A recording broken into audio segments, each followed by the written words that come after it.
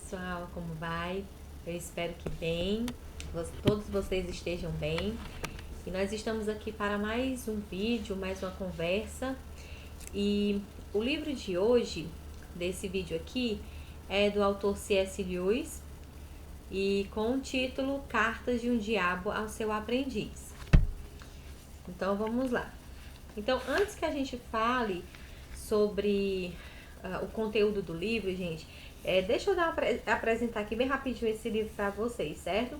É da editora Thomas Nelson e capa dura, como vocês podem perceber, né? Pelo sonzinho aí, certo? Capa dura.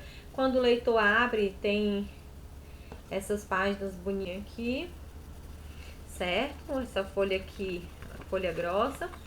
E cada carta vai ter, cada cartinha vai ter, vai começar com uma página assim, com esse desenho lindo, tá certo? Um livro maravilhoso, gente. E essa parte aqui das páginas aqui externas, ela é pintadinha aqui, gente. Assim como outros livros do Lewis que a Thomas Nelson publicou, ó, como esse aqui, A Abolição do Homem, ó. Também as páginas pintadas. E Cristianismo Puro e Simples também, certo? E a capa, não vai dar pra vocês verem, pessoal, mas ela tem um relevozinho aqui, tá certo? É linda, maravilhosa essa edição aqui. A edição especial da Thomas Nelson Brasil.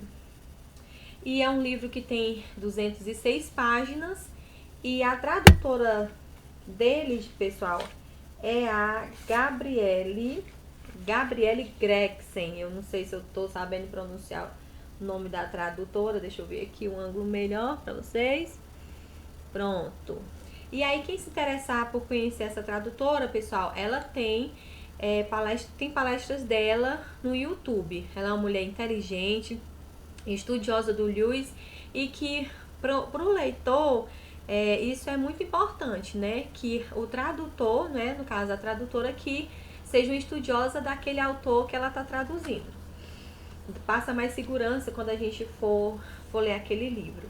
E para quem gosta de páginas amarelas como eu, as páginas são páginas amareladinhas por dentro. Eu adoro o cheiro, pessoal, desse tipo de livro, né? Que tem essas páginas, tudo bem?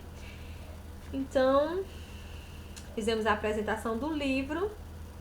Então, nós vamos começar falando sobre esse livro acerca da dedicatória, minha gente. O C.S. Lewis, quando ele foi dedicar essa obra, ele dedicou para o seu grande amigo, deixa eu ver se eu acho aqui, para o seu grande amigo Tolkien, né? O Tolkien, aquele lá das obras do Senhor dos Anéis, o Hobbit, que virou filme, certo? E assim, pessoal, se eu não estou enganada, foi no livro O Dom da Amizade, que nós também temos vídeo, caso se alguém se interessar, nós temos vídeo sobre esse livro, O Dom da Amizade, do Colin Duries. E é nesse livro que o Tolkien fala que não entendeu, não compreendeu por que o amigo dele fez essa dedicatória, né? Dedicou esse livro com esse nome tão intrigante, no mínimo estranho, como Cartas de um Diabo a Seu Aprendiz, dedicou para ele. Deve ter sido estranho, né, pessoal? Ele de repente vê nesse livro o nome ser dedicado a ele, né? É no mínimo estranho. Então vamos lá. O que a gente tem por aqui? Então, acerca da estrutura do livro. O livro, minha gente, esse livro aqui, ele é dividido em duas partes, certo? Eu diria que ele é dividido em duas partes. Em duas partes e em dois livros, ó. Vocês podem ler aí, ó. Tem o livro 1, certo? Que o livro 1 tem 31 cartas, né? 31 correspondências. E o livro 2 só tem esse capítulo aqui, que é Maldanado propõe um brinde, certo? Então, o primeiro livro tem 31 cartas e o segundo livro apenas um capítulo, certo? Capítulo esse que a gente descobre aqui pelo livro, capítulo esse que foi finalizado pouco antes da morte do Lewis, certo? E quem são os personagens centrais desse livro? Bem, gente, antes de eu dizer o nome dos personagens, aqui atrás, geralmente atrás dos livros tem falando um pouco acerca daquele livro, né? Então, tem assim, Cartas de um Diabo a Seu Aprendiz é a correspondência ao mesmo tempo cômica, séria e original. Bem, gente, séria e original, até que eu concordo, mas cômica eu não achei essa obra divertida, eu não achei ela cômica não, pessoal. Exceto que eu achei engraçado uma parte lá que eu vou até adiantar aqui um pouco aqui o conteúdo do livro, né? Em que os dois demônios abrigam e os nomes dos personagens, que aí a gente já entra dizendo que os personagens centrais, por exemplo, tem nomes como Maldanado e Vermelindo. Aí você vai ter outros personagens com nome engraçado, que é o diretor Remeleca, o Maldadiposo, Vil Trapaça. E aqui a gente já entra no conteúdo, né, na trama desse livro aqui, certo, gente? Então, é um livro que é peculiar. Eu nunca tinha lido um livro assim de cartas, certo? Geralmente eu leio mais assim livros de romance. Resumindo, eu nunca tinha lido um livro que fosse uma correspondência, né? Então tudo bem. Então, como eu ia dizendo, eu nunca tinha lido um livro que fosse uma correspondência, porque é diferente, porque assim, um romance, ele tem começo, meio e fim. E no caso aqui das cartas, né, só são por pedaços para o leitor ler, certo? Então, e assim, quem é Maldanado e Vermelindo, gente? O título do livro já denuncia, não é? Que são cartas infernais, para começar a história. E assim, o Maldanado e o Vermelindo. O Maldanado é um demônio veterano, mais experiente, que agora tem a responsabilidade de ter um jovem aprendiz sobre a sua tutela, que no caso é o Vermelindo. E o Maldanado tanto vai ser tutor do Vermelindo, mas também ele é parente do Vermelindo, ele é tio dele, certo? E aí, nessas cartas, resumindo elas, qual é o conteúdo dessas cartas?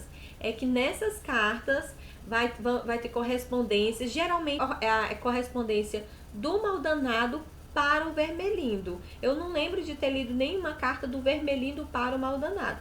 É mais o Maldanado instruindo o seu pupilo, né, nas artes diabólicas, de como ser um bom tentador. E nessas cartas também ele exige relatórios, né, de como é que tá indo esse processo do Vermelindo, se tá indo tudo bem, se ele tá conseguindo pôr em prática as instruções de tentar. Então, o que mais que tem nessas correspondências? Nessas correspondências, o Maldanado, ele vai observando o comportamento do seu aprendiz, se ele está indo bem, se ele está indo mal. Então, é basicamente isso. Então, aí assim, o Vermelindo, eu não sei se essa primeira pessoa que o Vermelindo está fazendo de vítima, né? Vítima das tentações deles, né? Se é o primeiro caso, se é a primeira pessoa do Vermelindo.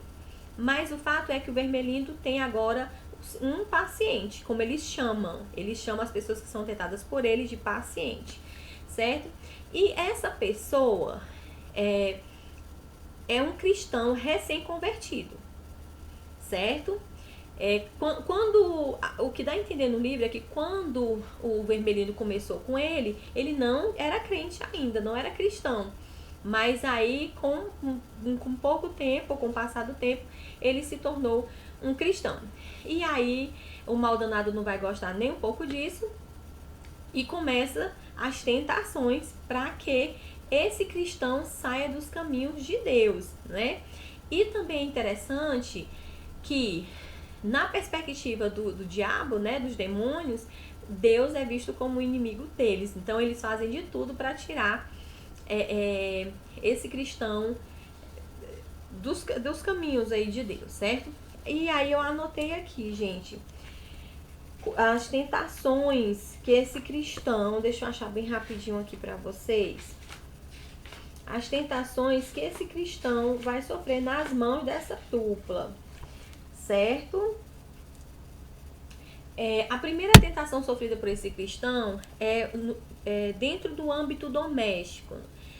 Tentações como uma contenda, né, desse cristão com a sua mãe, né? Eles vão tentar essa mãe a fazer coisas que irritem ele e tal, e vão procurar mexer na oração desse cristão. Como, Euline?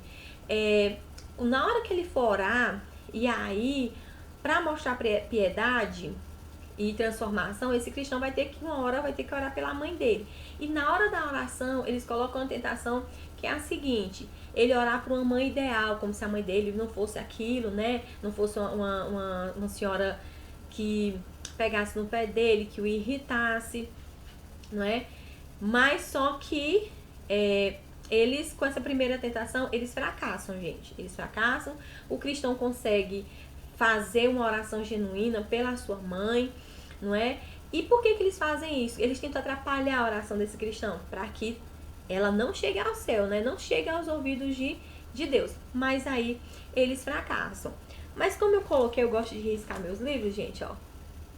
Todos os meus livros são riscados, gente. Aí eu coloquei assim: Maldanado é um tutor bastante engajado. Por que eu coloquei isso aqui? Por que ele é engajado? Porque não deu certo uma tentação, vamos colocar outra. Aí eles colocaram sexo.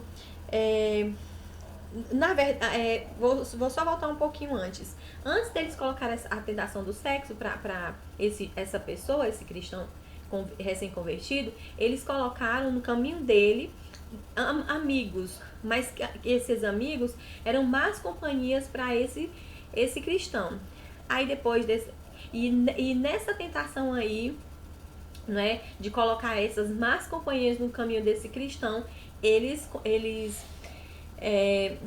tem um certo êxito. O cristão fica um pouco balançado na sua caminhada, certo? Aí depois eles colocam sexo, desgosto com a congregação. O maldanado, ele instrui o vermelhinho para tentar o cristão a ficar com um olhar mais aguçado aos erros, às falhas dos irmãos da igreja, não é? Para que, quem sabe, de repente ele diz assim: o que eu estou fazendo aqui, não é? E ele até se sentir superior àquelas pessoas e aí abandonar a igreja, certo? Coloca o pecado da gula e outras e variadas tentações, ok? Muito bem. Então, gente, é basicamente isso. As cartas, até a última carta é o maldanado instruindo o vermelhinho de como fazer esse pobre cristão sair dos caminhos do Senhor, certo? E então é basicamente isso a trama do livro, certo? E aí e tem esse último capítulo, que é o maldanado propõe um brinde. Tem lá uma festa de formatura, se eu não me engano. Deixa eu pegar aqui bem rapidinho para vocês. Pronto. Esse brinde vai ser no jantar anual da Academia de Treinamento de Tentadores para Jovens Demônios, certo? E aí ele vai propor esse brinde, ok? Aí você pode se perguntar assim: mas Euline, e quem saiu vitorioso? a dupla parada dura, né? O mal danado e o seu sobrinho vermelhindo, seu aprendiz, ou o cristão. Aí vocês vão ter que ler, gente, o livro, tá certo? Tá bom? Não posso dar esse spoiler pra vocês, ok? Então, muito bem. O contexto da ficção dessa obra é no século XX e, assim, para vocês que já leem ficção, sabe que ficção às vezes se mistura com a realidade também. O autor faz essa misturada, né? E aí você vai ver coisas do tipo como a Segunda Guerra Mundial aqui nessa obra de ficção. Mas, gente, eu confesso pra vocês que o que me chamou a atenção desse livro não foi muito bem a trama, certo? Mas deixa eu só botar aqui um pouquinho, bem rapidinho, gente. Segura aí essa parte aqui que eu ia falar, tá bom? No prefácio desse primeiro livro aqui, que tem as 31 cartas, o C.S. Lewis, ele vai aconselhar, lembrar o seu leitor de que ele tem que ter em mente que o diabo, né, os demônios, eles são mentirosos, né, e são enganadores. Deixa eu ler bem rapidinho para vocês aqui, ó. Os leitores são aconselhados a lembrar que o diabo é um mentiroso. Nem tudo que Maldanado diz deve ser tomado como verdadeiro, nem mesmo a partir do seu próprio ponto de vista. Então, quando nós, leitores, a gente for ler, nós temos que ter em mente isso, né? De ter cuidado em acreditar. E essa foi uma das coisas bem curiosas de ler esse livro, porque eu li pisando em ovos, sabe? Afinal de contas, eu estou ouvindo aqui, né, o lado das trevas falando, né? Fazendo tramando contra as pessoas e tudo mais. Então, isso foi curioso ler esse tipo de livro, certo? Então, dito isso, como eu estava falando, o que me chamou a atenção desse livro não foi bem a trama, né, entre esses dois, a correspondência desses dois. O que me chamou a atenção, pessoal, eu não estou afirmando nada porque eu não sou estudiosa do Lewis, e aqui eu já peço ajuda quem é estudioso dele, das obras dele, que me dê uma luz, né, se você souber. Porque, assim, teve umas coisas nessa obra aqui que me cheirou a uma crítica ao homem moderno, e tem outras coisas mais, mas eu vou focar só nessas duas coisas, que eu vou tentar aqui falar para vocês. Vou ler algumas citações aqui, que foi a questão da educação e também da pessoa que consome notícias, né? Consome notícias pela imprensa que não reflete sobre as coisas que ouve ou lê, né? Aí eu não estou dizendo que o Lewis fez disso uma crítica, mas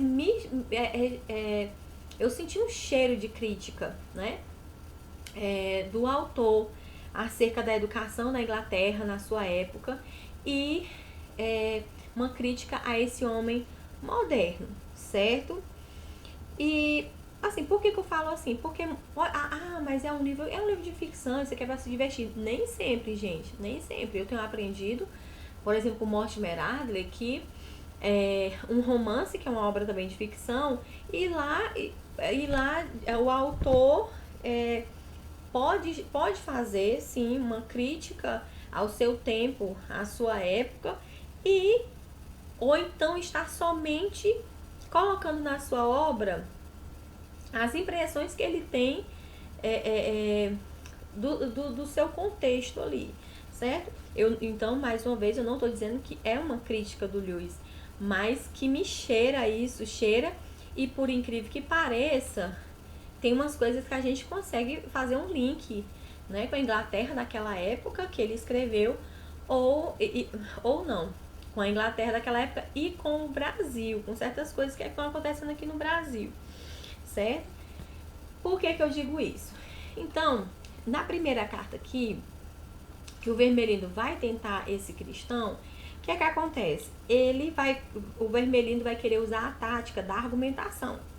E o Maldanado vai dizer pra ele assim: olha, não precisa disso não. não precisa você usar, claro que eu tô dizendo com minhas palavras, né, gente? Você não precisa usar essa arma tão sofisticada, complexa, inteligente. Não precisa, né? O seu homem moderno não precisa. Se fosse, aí tem até aqui, né? Se fosse há alguns séculos atrás, na época, né, em que as pessoas ainda sabiam muito bem quando algo tinha sido provado, logicamente, quando não, e quando tinha sido provado, elas criam nisso de verdade. Faziam uma associação entre o pensamento e a ação e estavam dispostas a mudar o seu estilo de vida em decorrência de ideias racionalmente encadeadas. Certo? O que ele está querendo dizer aqui? Se fosse algum século, né, algum tempo atrás, alguns séculos atrás, você poderia usar sim essa estratégia da argumentação, porque as pessoas pensavam naquela época, né? As pessoas pensavam, elas sabiam pensar usando o quê? Usando a lógica, né? Usando a lógica para provar se aquilo que elas estavam ouvindo ou estavam lendo era verdade, era verdadeiro ou falso. Aí ele continua. Mas graças à imprensa diária e outras armas desse tipo, conseguimos alterar amplamente essa situação. Seu homem está acostumado desde pequeno a manter uma dúzia de filosofias incompatíveis dançando em sua cabeça ao mesmo tempo. O que ele está querendo dizer com isso?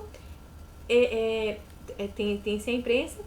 E esse homem moderno, ele só escuta, ele só engole o que a imprensa está dizendo, mas não reflete. Não reflete se aquilo que ele está ouvindo é certo ou errado.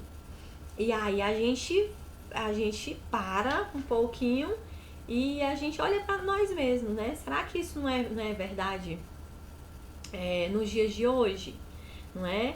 Num mundo de tantas fake news, não é? Até mesmo nessa pandemia, uma coisa dessa tão trágica, e as pessoas ainda conseguem fazer fake news com isso, né? E muitas pessoas acreditam em tudo. Eu já vi gente acreditar em muitos absurdos. E por que não dizer que eu mesmo, quem sabe, eu já não tenha caído nessas fake news, nessas coisas. Então, esse ponto aqui foi bastante reflexivo para mim, né? De ter cuidado com que se consome, no caso, nas redes sociais, né? Hoje em dia a gente só tem a imprensa para nos dar informações, mas nós temos as redes sociais bombardeando de informação, mas aí qual delas é a verdadeira? Qual delas é a falsa? Né? Então, tá entendendo, gente? Isso aqui foi bem interessante, foi bem curioso. E aí, vamos só continuar aqui. Ele, né, esse homem moderno, não classifica as doutrinas essencialmente em verdadeiras ou falsas. Né? Ou seja, olha aí, né, o homem moderno ele não está preocupado para saber o que é verdadeiro e o que é falso. Mas se aquilo que ele está ouvindo é acadêmico, é prático, é ultrapassado, é contemporâneo, convencional, opressor. Olha só as palavras bem atuais, né, gente? Esses termos. É o jargão e não argumento seu maior aliado para mantê-lo longe da igreja. E será que nos nossos dias o que importa, o que é que importa em nossos dias? Será que é o jargão ou será que é um bom argumento bem fundamentado, né? Será que as pessoas estão mais preocupadas com esse bom argumento ou com palavras de efeito? É só pra gente pensar. É isso que uma obra, é isso que um livro faz conosco, né? Nós vamos para aquilo que eu acho que tem cheiro de crítica também na educação da Inglaterra naquela época. A gente vai para a página 148 e 149, certo? Mas, considerando o clima atual, que com sucesso acabamos de produzir por toda a Europa Ocidental, você não precisa se preocupar com isso. Somente os que tiveram uma boa formação leem os livros antigos. Somente os que tiveram uma boa formação leem os livros antigos. Aí eu digo assim, vamos trazer isso para cá, para o Brasil. né, para o nosso contexto. Fala aí para um menino ou uma menina aí do ensino médio, não é? Ou para qualquer pessoa, ou qualquer adulto, ou qualquer pessoa. Fala em ler um livro antigo, né? Por exemplo, eu não sei se as pessoas que são leitores profissionais concordariam comigo, mas eu colocaria, por exemplo, Shakespeare. Né? Shakespeare eu já acho que ele é antigo, não é? Enfim, encarar livros antigos, né? Eu mesmo claro que eu tô começando agora, né, gente? Mas assim, será que se a gente propor esse desafio de ler livros antigos, será que eles vão ser vistos com bons olhos? Né? Será que vai ser fácil encontrar alguém que lê esses livros antigos? Ou vai ser fácil pro um jovem, por exemplo, encarar esses livros, não é? Encarar esses livros. E aí, tem uma frase aqui que eu acho assim fantástica. E já que não podemos enganar toda a raça humana, aí tudo isso de ruim aqui que está acontecendo, gente, do clima intelectual aqui, o nível baixando, declinando, aqui na ficção, não é? Que é bom que se diga na ficção, o Maldanado, né? Ele coloca esse mérito para eles, mas isso aí é uma parte ficcional, né? Por favor. E já que não podemos enganar toda a raça humana o tempo todo, é da maior importância separar cada geração das demais, pois onde o aprendizado faz o livre comércio entre as eras, reside sempre o perigo de que os erros característicos de uma possam ser corrigidos pelas verdades características de outra, né? Isso aqui é uma coisa muito interessante, né? Porque assim, como é que eu vou saber do erro da nossa geração passada? Através de livros de história, por exemplo, ou através até de, como eu disse, de romances, né? Porque lá vai estar impresso o espírito daquela época, né? Se eles fizeram algo de bom ou algo de ruim. Então é através dos livros antigos, que tem como a gente saber o que foi que aconteceu de bom e aproveitar, né? E também saber o que foi que aconteceu de ruim e não fazer. Por exemplo, é através dos livros de história que nós sabemos, não é? E não só livros de história, hoje em dia tem as redes sociais também para difundir essa informação sobre a Segunda Guerra Mundial, né? Sobre aquele monstro do Hitler, né? Então é bom nós sabermos sobre as coisas boas que as gerações passadas nos deixaram através dos seus livros, através do conhecimento, e manter e conservar, e também conhecer os erros do passado. Para quê? Para que essa geração atual não venha a cometer, né? E que, diga-se de passagem, a nossa geração aqui já tá cheia de erro, nos nossos próprios erros, né? Enfim, então eu achei isso muito interessante, gente. E quando eu li essa parte, não é, de que é da maior importância separar cada geração das demais, primeiramente, não é demônio coisa nenhuma, né? Essa aqui é só uma parte ficcional. Não é demônio coisa nenhuma que faz isso, somos nós mesmos.